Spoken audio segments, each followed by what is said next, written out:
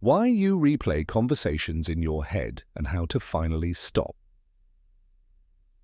Let me ask you something personal. Have you ever walked away from a conversation, a normal, everyday conversation, and then spent the next 3 hours replaying it in your head? Analyzing every word you said, every pause, every facial expression the other person made, wondering if you came across as weird or too eager or not confident enough, wondering if that one thing you said landed wrong? If that's you, I need you to know something right now before we go any further. There is nothing wrong with you. What's happening inside your mind has a name. It has a science behind it. And more importantly, it has an explanation. That has nothing to do with weakness or insecurity or being too sensitive. It goes much deeper than that. It goes all the way down to the architecture of how your brain was built. And in the next 12 minutes, I'm going to walk you through exactly what's happening. Because once you understand the machinery, you can stop being a prisoner to it. So let's start at the very beginning. The brain that won't let go. Here's something that sounds almost too simple, but that almost nobody truly understands on a deep level. Your brain does not know the difference between something that already happened and something that's happening right now. Read that again. When a conversation ends, it's over. It's in the past. Whatever was said, whatever was felt, and nothing, absolutely nothing, you think about afterward can change a single second of it. That's just reality, but your mind doesn't operate in reality. Your mind operates in story. The moment a conversation ends, your brain doesn't file it away and move on. Instead, it opens up a kind of internal theater and starts running the scene again. But this time, it edits it. It adds commentary.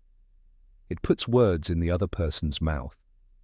It zooms in on the moment you hesitated, the moment your voice cracked, the moment you said, one too many times.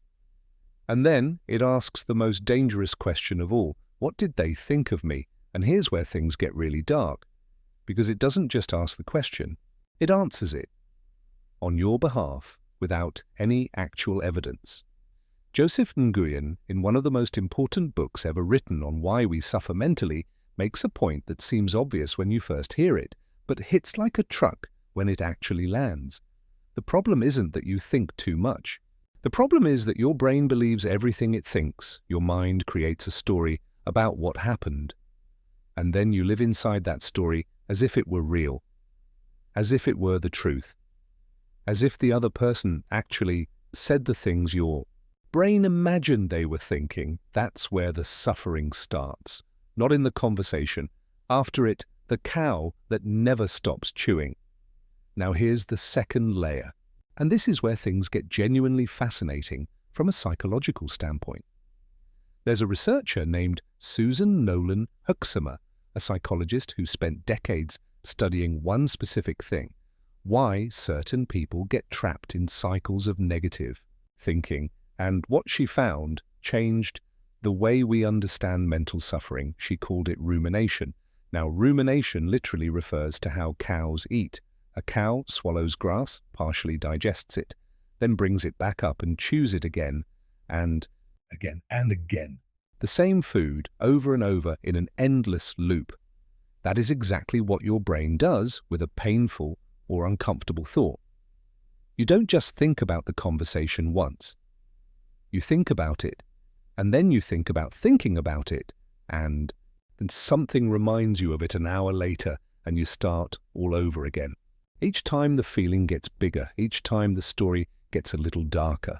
The small, awkward pause becomes a sign that they hate you.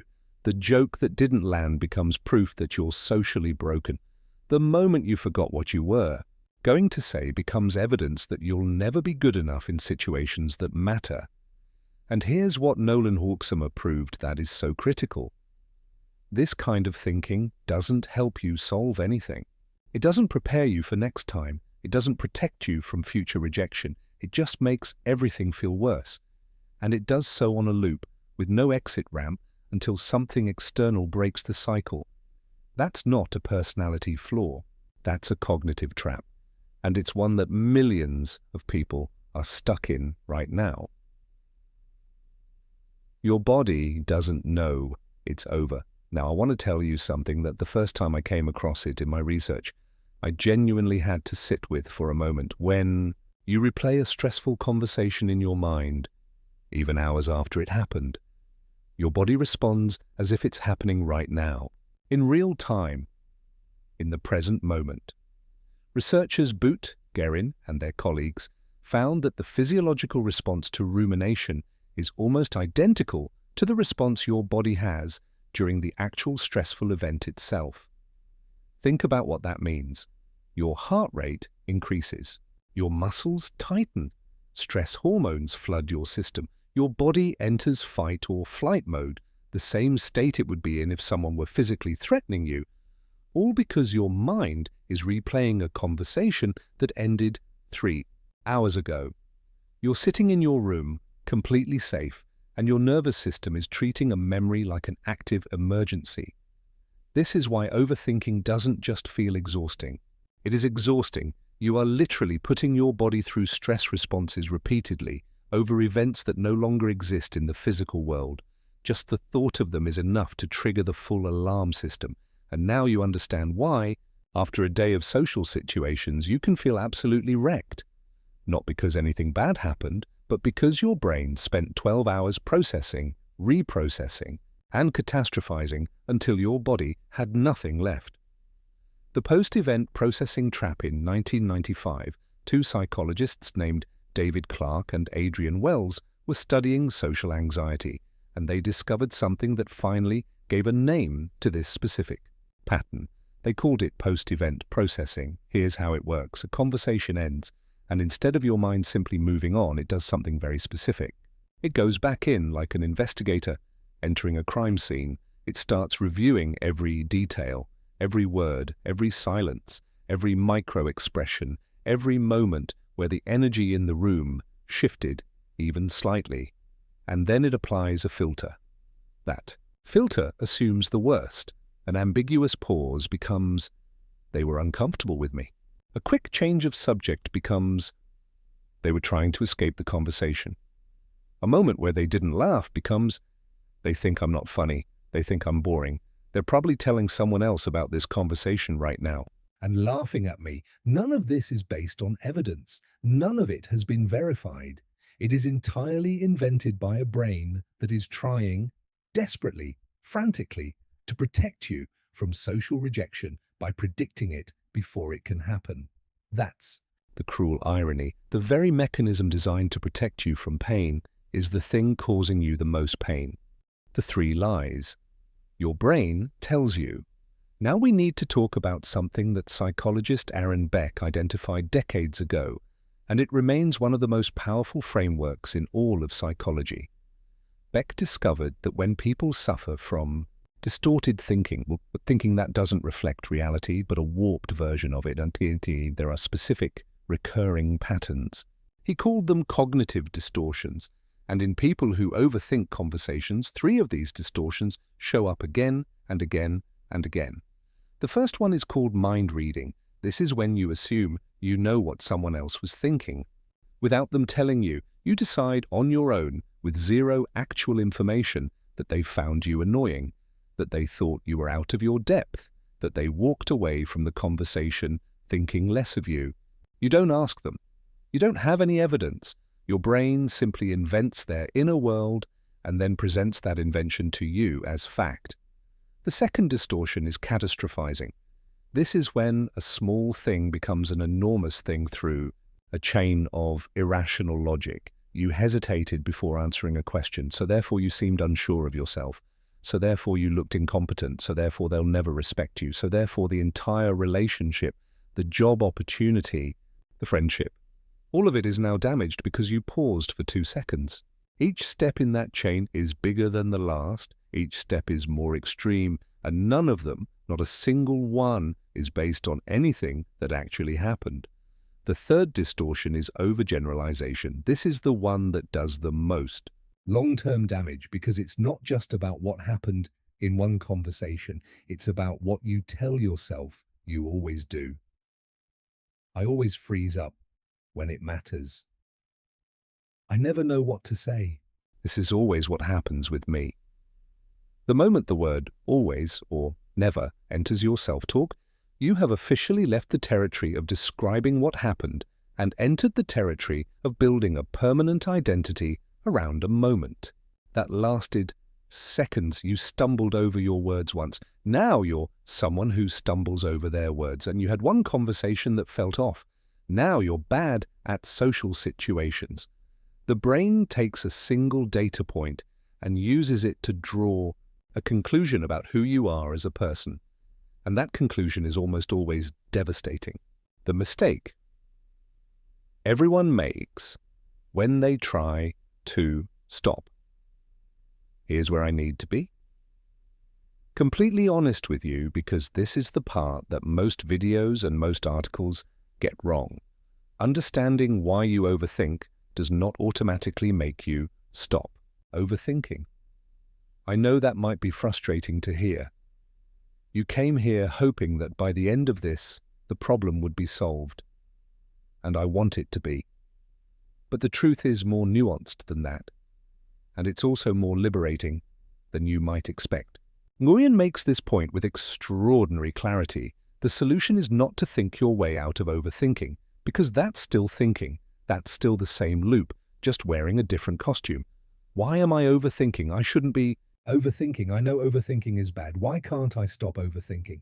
That is not a solution. That is the problem wearing a disguise. The real shift, the one that actually changes things, happens when you stop identifying with the thoughts. Here's what that means practically. When a thought appears, "I probably thought I was weird," you have two options. The first option is to step inside that thought, treat it as truth, and let it pull you down the spiral. The second option is to notice it, to observe it, to say quietly to yourself, "There's a thought. My brain is running its story again," not fighting it, not arguing with it, not trying to replace it with a more positive thought, just recognizing this is a thought.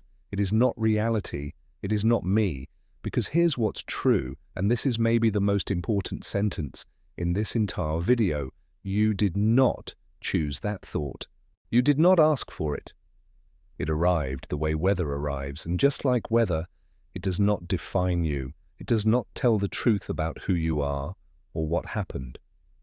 Your brain is running a protection program that was installed long before you ever became aware of it. It's trying to anticipate rejection before it can hurt you. It's doing what it was designed to do, but you are not your brain. You are the one who can watch the brain doing its thing and choose not to follow it down the rabbit hole. What you can actually do right now. So let me give you something concrete. Not a list of 7 habits. Not a 30-day program, just one shift. The one that everything else builds on. The next time you catch yourself replaying a conversation, do this.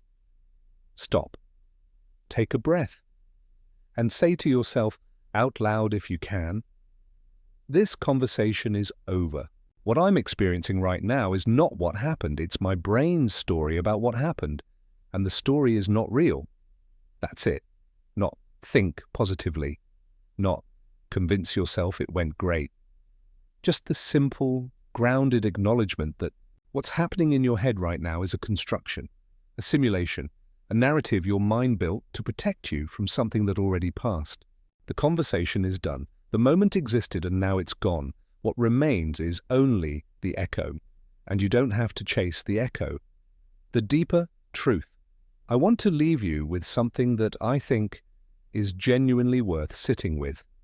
The reasoner. We overthink conversations is not because we are weak. It is not because we are broken. It is because we care deeply about how we show up in the world, about how we make other people feel, about whether we are the kind of person that others want to be around. That's not a flaw. That's actually a form of profound empathy. The problem is that the brain takes that care and runs it through a broken filter, one that assumes the worst, catastrophizes the small, and turns a moment into a verdict. You are not the verdict. You are not the worst case story. You are not the pause or the stumble or the joke that fell flat.